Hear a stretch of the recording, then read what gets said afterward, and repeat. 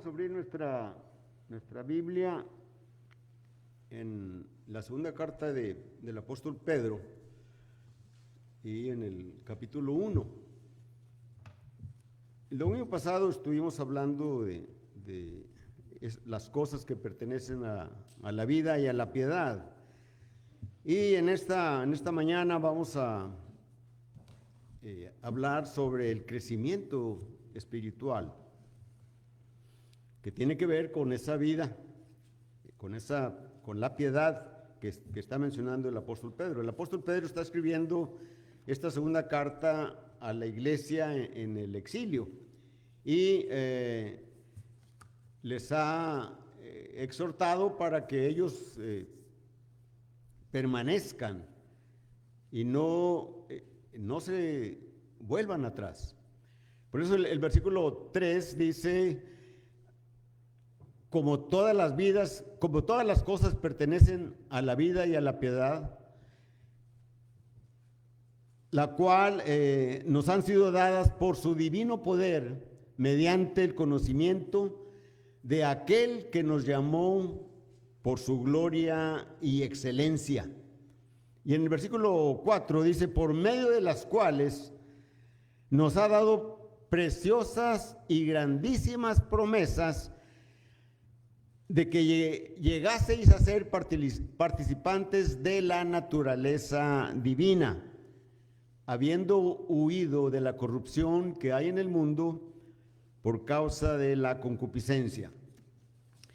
El apóstol Pedro, entonces, como introducción en estos dos versículos,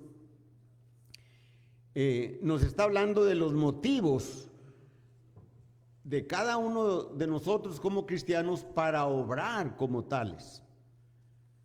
No nada más vamos a ser efectivos cuando todo nos va bien, sino aun cuando las cosas parezcan muy negativas y estemos en tribulación, en sufrimientos, de toda índole. Y así que ¿cómo entender ese conocimiento que dice aquí en el versículo 3? Dice que nos han sido dadas por su divino poder, mediante el conocimiento de aquel, es decir, de Jesucristo, de Dios mismo, que nos llamó por su gloria y excelencia. Ese conocimiento, cuando lo aplicamos en nuestra vida de cada día, cuando estamos aplicando lo que conocemos de Dios, aplicándolo en nuestra vida de cada día, viene siendo la sabiduría. Cuando hablamos de la sabiduría humana, ¿verdad? Generalmente hablamos de un señor, de una señora de edad, ¿verdad?, que con todo lo que han adquirido durante toda su vida y lo aplican y nos dejan a veces asombrados de los resultados que ellos o que ellas obtienen, ¿verdad?, en esa sabiduría humana que tienen. Bueno, la sabiduría de Dios, ¿verdad?, es precisamente, dice Proverbios capítulo 1 y versículo 7, el principio de la sabiduría es el temor de Jehová. Si nos quedamos ahí solamente con el temor de Jehová, ¿qué viene siendo ese temor de Jehová? Si nosotros no podemos entender qué es el temor de Jehová, lo miramos ahí en el capítulo 8 y versículo 13. Dice el proverbista: el temor de Jehová es aborrecer el mal, la soberbia y la arrogancia, el mal camino y la boca perversa. Entonces, con eso podemos entender cómo es la sabiduría humana y qué viene siendo el temor de Dios. ¿Cómo entender el temor de Dios? Bueno, en Proverbios capítulo 2, y versículos del 1 al 5 nos habla de que si recibimos sus palabras, si guardamos sus mandamientos, si inclináremos nuestro oído a la prudencia, ¿verdad?, entonces vamos a entender lo que es el temor de Jehová.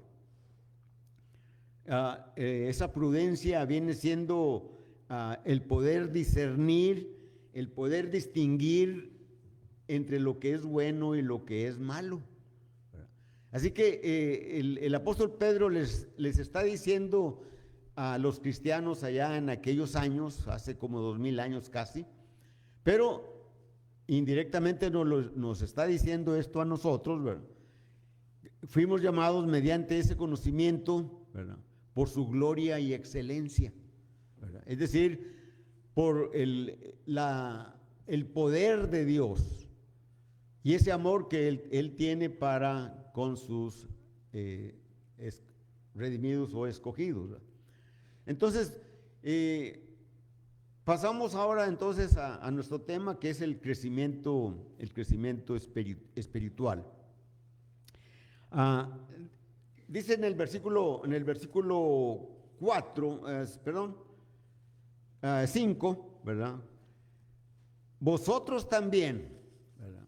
El apóstol Pedro les dice, les escribe a los que él manda esta carta. Vosotros también, poniendo toda diligencia, por esto mismo, añadid a vuestra fe virtud. Cuando leemos así rápidamente estas cualidades que el apóstol Pedro está mencionando, que de ninguna manera no las dice de una manera fortuita, ¿verdad?, así como lo que vaya saliendo, ¿verdad?, sino que hay una lógica espiritual que viene siendo como una gradación, ¿verdad?, va de menos a más. Y sino que el apóstol Pedro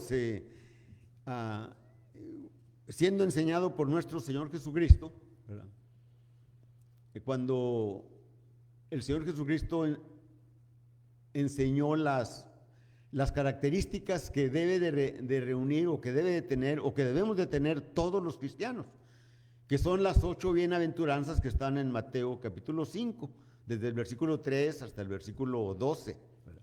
Ahí están esas 8 bienaventuranzas, son características, son descripciones del cristiano, ¿verdad?, y todos debemos de tenerlas. Y aquí el apóstol Pedro lo está poniendo desde otro punto de vista, ¿verdad?, y lo está viendo como un crecimiento, y tanto las bienaventuranzas también no son al azar, sino que el Señor trae un orden progresivo de menos a más, que miramos que la primera le da valor a la segunda y la segunda trae la tercera, y la tercera se apoya en la segunda y la tercera da lugar a la cuarta, y así sucesivamente hasta llegar a las 8 cualidades del crecimiento espiritual que el apóstol Pedro nos está mencionando. Entonces aquí el apóstol Pedro está diciendo, añadiendo a vuestra fe virtud. Ahora, ¿cuál es esa fe? ¿Verdad? ¿Cómo entender esa fe? ¿A qué se está refiriendo el escritor cuando habla de la fe? Bueno, es la fe que nosotros, o que se empieza a generar por Dios en cada uno de nosotros cuando oímos su palabra, cuando oímos el evangelio.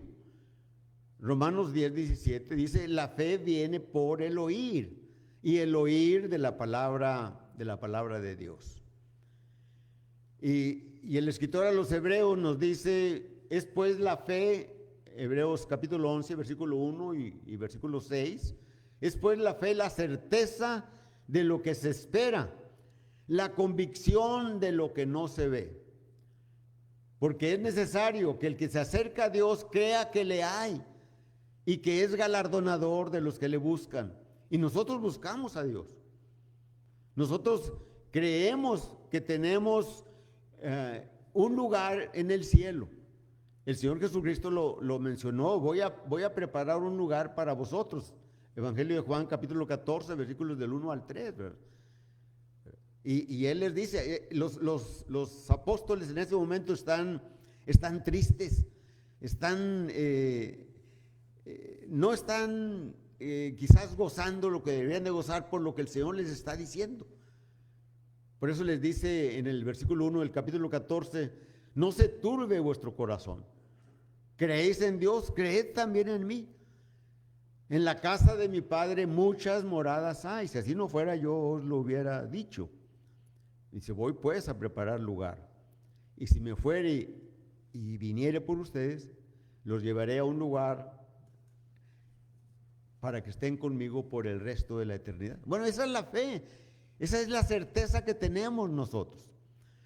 Pero esa fe no debemos de conformarnos con tener esa sola cualidad. Allí empezamos. La fe es el inicio del crecimiento, del desarrollo del cristiano. Cuando no queremos ir más adelante, ¿verdad? Nos vamos a quedar allí estancados. Miren, recordamos nosotros al pueblo de Israel saliendo de la esclavitud de Egipto. Ellos tenían la promesa de que iban a heredar una tierra que fluía leche y miel, una tierra que Dios se las había prometido a los padres y ahora se las iba a dar. Vayan y tómenla. Y pasaron el primer año en el desierto. Dios les dio las leyes y todas las cosas que necesitaban para ser el pueblo escogido de Dios. Les dio el tabernáculo, les dio el sacerdocio, y luego vamos a la tierra a conquistarla. Y salieron del Sinaí o del desierto donde se encontraban y llegaron a 11 jornadas de la entrada a la tierra prometida. Pero antes dijeron: bueno, mandemos 12 príncipes que vean la tierra, que vean las ciudades, que vean cómo son las gentes, fuertes o débiles, que vean si la tierra es rica, si produce algo para nosotros. Vean todo eso, vean si las ciudades pueden ser tomadas y que no vayamos a quedarnos en el intento. Entonces se fueron 12 personas, un príncipe por cada una de las tribus de Israel. Tardaron 40 días en ir y venir y llegaron con el fruto, los frutos de la tierra, y llegaron y rindieron todo lo que habían hecho durante esos días que habían salido. Y ellos dijeron: ciertamente la tierra es una tierra rica que fluye leche y miel. Dice: la tierra es muy fértil, hay mucho árboles frutales y la tierra se puede sembrar y recoger cosechas, pero las ciudades son grandes, numerosas, los habitantes son fuertes. Vimos a los hijos de Anac, a los gigantes, y dijeron: no podemos entrar. Ahora, si nos preguntáramos nosotros, ellos dejaron de creer en Dios, en Jehová Dios, que los había sacado un poquito más de 2 años atrás de Egipto con mano fuerte y brazo extendido, con muchas pruebas de Dios, en donde se había manifestado el poder de Dios en las plagas, y cómo habían salido ellos, y cómo los egipcios les habían dado el pago de todos aquellos años que estuvieron de esclavos. Ellos siguieron creyendo en Dios, pero no tuvieron el valor de decir, podemos entrar. Solamente dos. Lo leemos ahí en el libro de Números, capítulo 14, ¿verdad? Y prácticamente todo el capítulo 13 y 14, ¿verdad? Y están dando las cosas negativas, y entonces se levanta Josué y Caleb y dicen, Dios está con nosotros. Ellos serán pan para nosotros, como pan comido para nosotros. Y se enojaron los 10 y empezaron a hablar en contra de ellos, y el pueblo se contagió y dijeron, ¿para qué nos sacó Dios de allá de la tierra donde estábamos? Cuando llegó el evangelio para nosotros, hace muchos años para algunos de nosotros, para otros menos quizás, pero cuando llegó el evangelio y nos hablaron de Jesucristo dejando su divinidad, despojándose de su divinidad y viniendo a este mundo a sufrir la muerte que demandaba la ley de Dios para que Dios quedara satisfecho, y cuando hablamos o nos hablaban de viviremos por la eternidad delante de la presencia de Dios, y será todo un gozo, como habla el Apocalipsis cuando está hablando del triunfo de la iglesia, y todo lo miramos. Yo quiero ir allí, queremos todos ir allí, por supuesto, estar en esos lugares que el Señor Jesucristo fue a preparar para nosotros.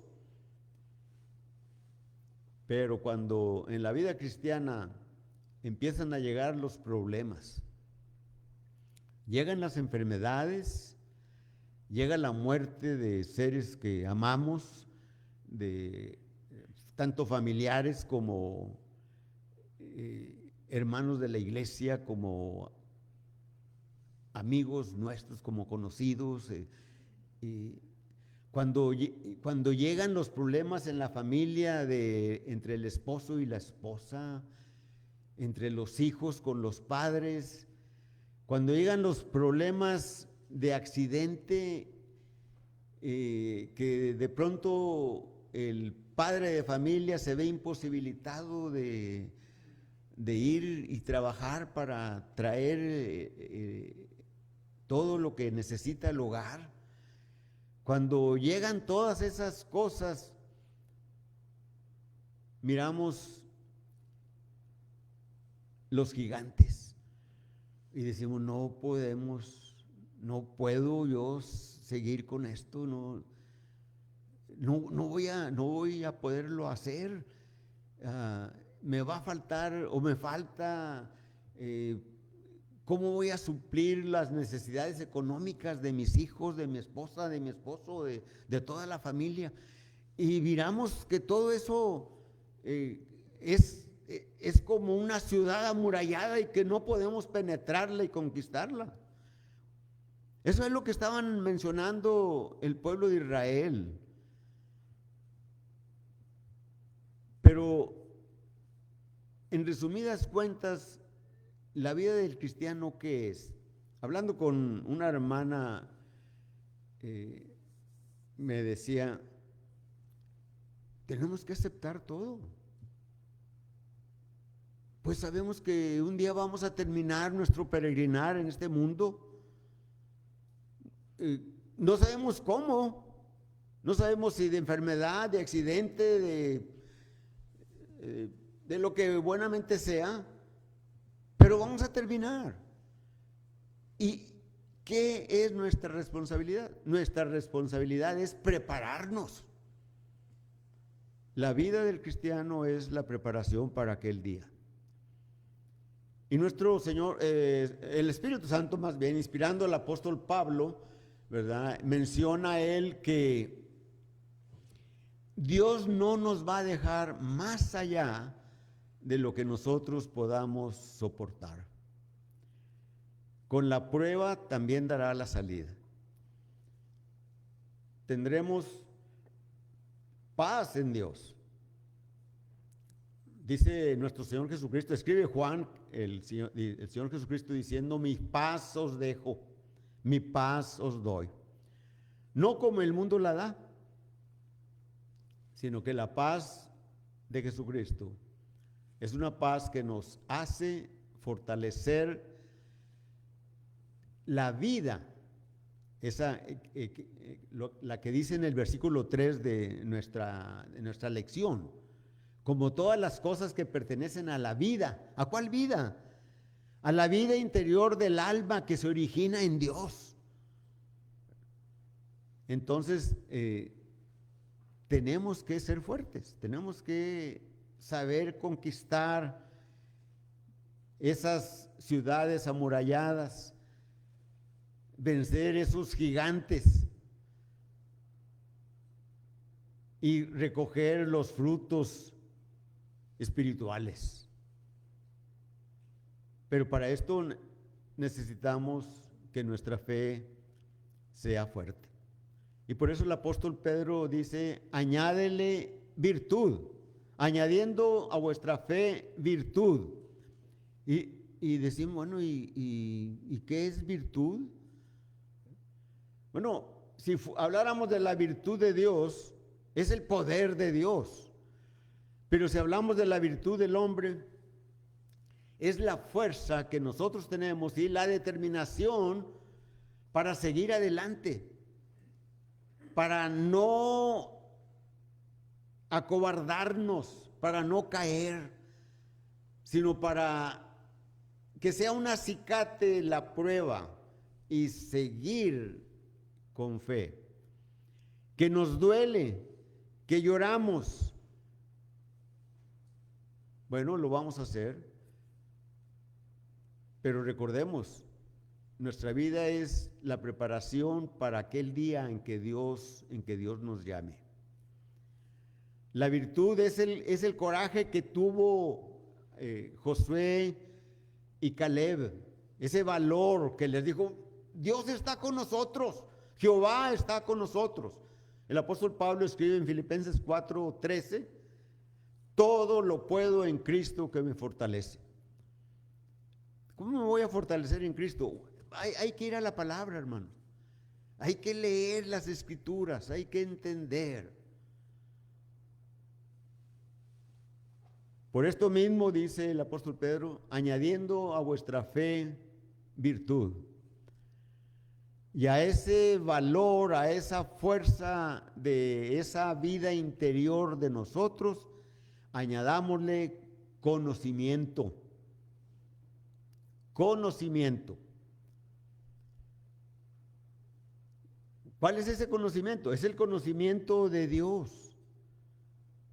Es el conocimiento de lo que Dios hace por medio de Jesucristo para nosotros, para fortalecernos, para estar fuerte, para recordar lo que Él es, para recordar que estamos de paso en esta vida. No solamente recordar que Jesucristo vino a este mundo y murió en la cruz del Calvario por nosotros, sino que para en ese fortalecimiento, en esa muerte de Jesucristo, nosotros tengamos vida. Pero tenemos que leer las Escrituras, tenemos que acercarnos a ella con devoción, necesitamos acercarnos con amor, con oración, para estar fuertes. Para que nuestra fe no mengüe, sino que al contrario, aumente. Ciertamente todas las cualidades del crecimiento espiritual nacen de la fe, y esa fe viene de Dios, porque oímos la palabra. añadiendo a vuestra fe virtud, a la virtud conocimiento. Cada una de las cualidades o virtudes que el apóstol Pedro está hablando, cada una se basa en la anterior y origina la siguiente. Cuando tengamos nosotros conocimiento, le añadiremos dominio propio. Dominio propio. En otras partes viene siendo, se me olvidó la palabra, es templanza, perdón, templanza. No consiste solamente en el saber dominar el comer y el beber. No, en este caso es saber tener dominio propio de la situación que nosotros estamos afrontando.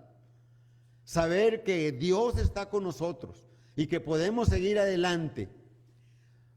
Dominio propio en el que nosotros podamos dominar nuestro hablar, que podamos dominar nuestros pensamientos, que podamos dominar todas las acciones nuestras. Nos hemos fijado que cuando nos sacan de nuestras casillas, sale el otro yo que tenemos, ¿verdad? Y reaccionamos, pero yo no debo de ser así.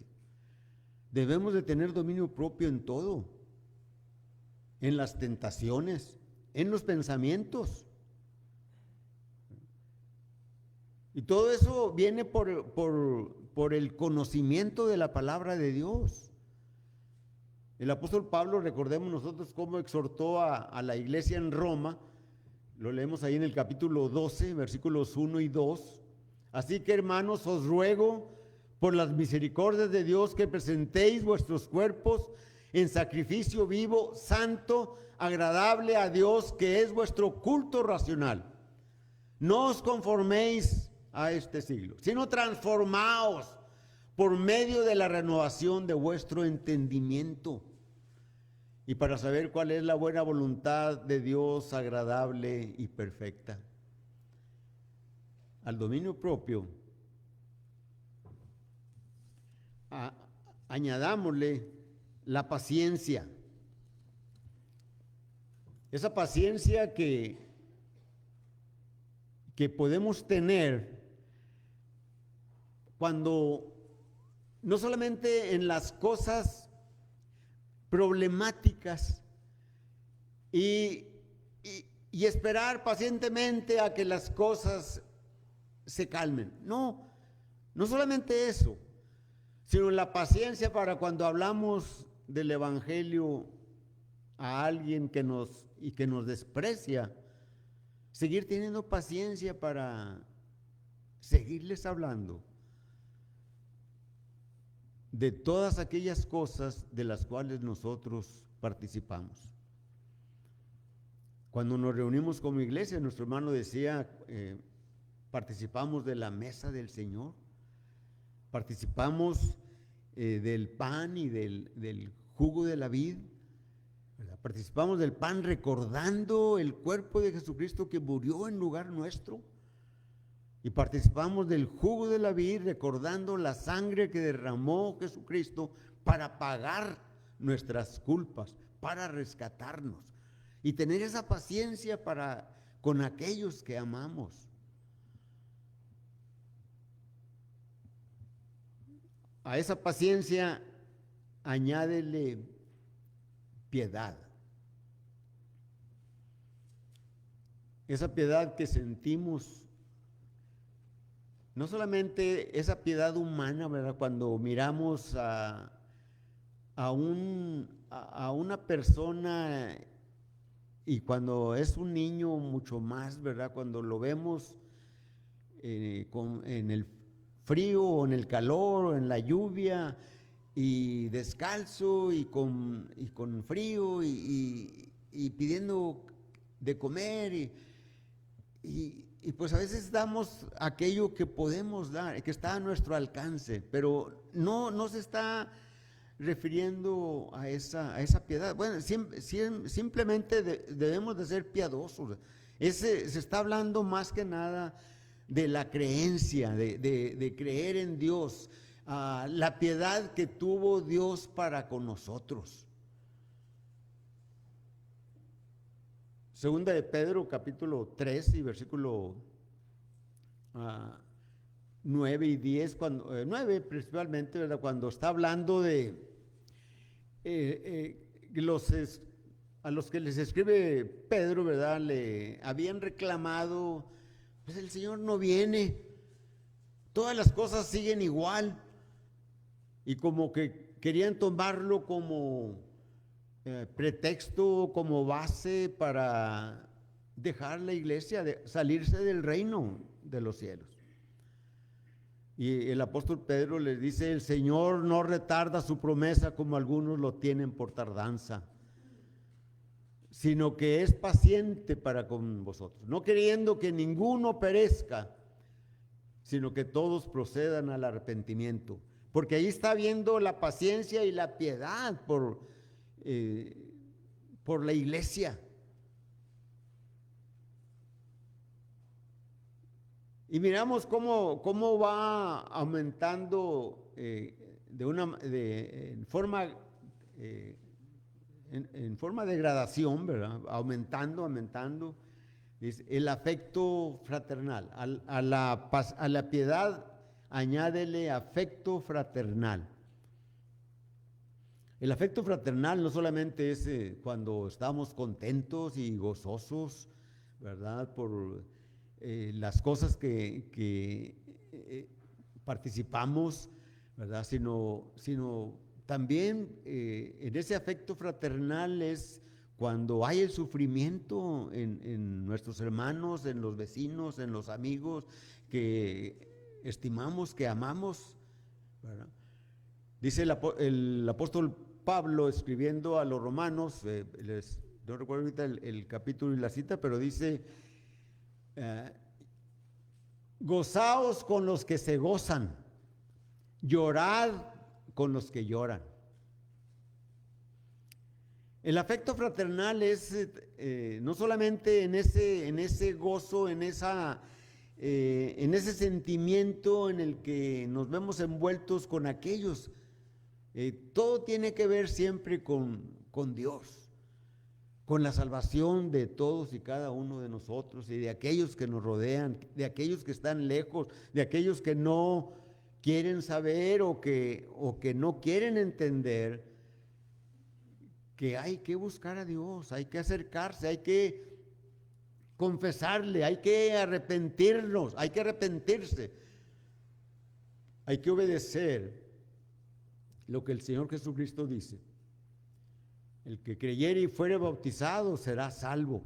La salvación es a lo que nosotros tendemos. Ya somos salvos, sí, pero estamos en el camino. Ya somos salvos, sí, pero todavía no se realiza en toda su plenitud la salvación. Es como el pueblo de Israel, ya iban a la tierra prometida, ya tenían un lugar allá,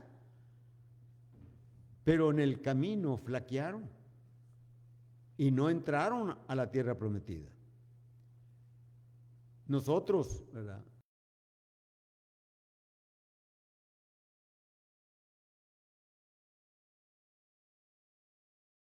fallando, olvidándonos de la virtud, del dominio propio, del conocimiento, del dominio propio, de la piedad, de la paciencia, ¿verdad?, del afecto fraternal, ¿sí?, en el que manifestamos ese amor que viene del conocimiento de la palabra y saber que aquellos que amamos no están en el reino. Aunque quizás sean religiosos, pero están en error, necesitan conocer el Evangelio. La última de las cualidades que el apóstol Pedro menciona, ¿verdad? Añadiéndole al afecto fraternal el amor. No es lo mismo el afecto fraternal que el amor. Aquí el amor, ¿verdad?, se está refiriendo ese amor en el que hay desprendimiento por la piedad y la paciencia que Dios siente por el hombre que se encuentra perdido. Y en el hombre ese amor, que es la cualidad a la que nosotros tendemos, no es el amor filial, ese amor que no necesitamos que nos digan que debemos de amar a aquellos que son nuestros hijos, nuestra esposa, nuestros padres. Nadie nos dice que amemos a nuestros padres, sale de dentro hacia afuera. El amor hacia los hijos es lo mismo, de dentro hacia afuera. Pero el amor, ¿verdad?, que está refiriendo aquí, ¿verdad? Los griegos inventaron las palabras, ¿verdad? Y aquí se está refiriendo al amor agape. Ese agape en el hombre, ese amor viene de afuera al razonamiento y luego va al corazón. Las Escrituras nos dicen, nuestro Señor Jesucristo nos dice: ama a tus enemigos. ¿Y qué dice el hombre que no es cristiano? Amar a mis enemigos. No, hombre, si es posible les hago el daño más grande o los perjudico. ¿Por qué? Porque son mis enemigos, ¿no? Nosotros, la palabra dice, debes de amar a tus enemigos. Y no queremos, ¿verdad? Está aquí luchando, ¿verdad? Pero por fin logramos vencer y llega a nuestro corazón, ¿verdad? Amar a nuestros enemigos. Allá en el libro de Levítico y de Números dice que amemos a nuestros iguales, ¿verdad? Solamente a los que son de nuestros hermanos. Pero no, ama a tu hermano como a ti mismo. Ama a tu prójimo como a ti mismo, ¿verdad? Debemos de amar, ¿verdad? Es mandamiento de Dios. Quizás, ¿en qué consistirá ese amor de amar a nuestros enemigos? En realidad, nosotros no tenemos, bueno, cuando menos yo no creo que ustedes tampoco, ¿verdad?, tengamos enemigos que les odiemos, no, ¿verdad? Pero simplemente a lo mejor no comulgamos con ellos, ¿verdad? Pero ¿qué es amar? ¿Cómo podremos amar a nuestros enemigos? La Escritura nos dice que hagámosle un bien siempre que esté en nuestro alcance. Gracias a Dios, dijo un predicador en una ocasión, hablando de ese tema, que Dios me dijo que ame a mis enemigos, pero no me dijo que viviera al lado de ellos, ¿verdad? Bueno, ciertamente no tienen que vivir al lado de nosotros, pero siempre que esté en nosotros hacer un bien físico, material, hagámoslo. Y sobre todo, oremos por ellos. La Escritura nos dice, orad sin cesar. Oren por los gobernantes, aunque no nos gusten los que estén gobernando. Oremos por ellos para que la paz en el país, en la ciudad, en el pueblo, en lo que sea, esté bien, ¿verdad? Porque dice el apóstol Pedro, ¿verdad?, después de pasar estas cualidades espirituales, de ese crecimiento espiritual, así que dice el versículo 5, vosotros también poniendo toda diligencia, Ese diligencia es poniendo todo nuestro ser, toda nuestra prontitud, hagámoslo, ¿verdad? Poniendo toda diligencia añadida a vuestra fe, virtud, a la virtud, conocimiento, al conocimiento, dominio propio, al dominio propio, paciencia, a la paciencia, piedad, a la piedad, afecto fraternal, al afecto fraternal, amor. Y luego dice el apóstol Pedro, porque si estas cosas están en vosotros, no os van a dejar estar ociosos ni sin fruto. ¿Nos podemos fijar en esto? Eso dice aquí el versículo 9, el versículo 8. En el versículo 9 dice, porque el que no tiene, pero el que no tiene estas cosas, tiene la vista muy corta, es ciego, habiendo olvidado la purificación de sus antiguos pecados. Es decir, se olvidó, ¿verdad?, de que cuando confesó a Jesucristo, se arrepintió y fue bautizado, sus pecados fueron perdonados y el Espíritu lo introdujo, lo añadió a la iglesia, al reino. Pero si se quedó estáticamente ahí con solamente la fe, el apóstol Pedro dice, es ciego. Si no tiene estas cosas, es ciego, habiendo olvidado la purificación de sus antiguos pecados. Y luego dice el apóstol Pedro, por lo tanto, por lo cual, hermanos, tanto más procurad hacer firme vuestra vocación y elección. Hacer firme, saber que la invitación que Dios me hizo por medio de la predicación de la palabra, por medio del evangelio, es firme en mí. Dice, porque haciendo estas cosas no caeréis jamás. Y sabemos que caemos, el apóstol Juan lo escribe, ¿verdad? Caemos en pecado y tenemos que ir a Dios en oración, porque tenemos un abogado que está en los cielos, que es nuestro Señor Jesucristo, y aboga por nosotros. A nuestro Padre Celestial le pedimos todas las cosas, ¿verdad? Las pedimos en el nombre de Jesucristo, porque Jesucristo lo ordenó. Allí en el Evangelio de Juan, en los últimos capítulos en los últimos 4 o 5 horas que estuvo con los apóstoles, capítulos 13, 14, 15, 16 y 17, ¿verdad? Les enseña, en el capítulo 16, dice, hasta ahora no han pedido nada en mi nombre, pero ahora van a pedir en mi nombre,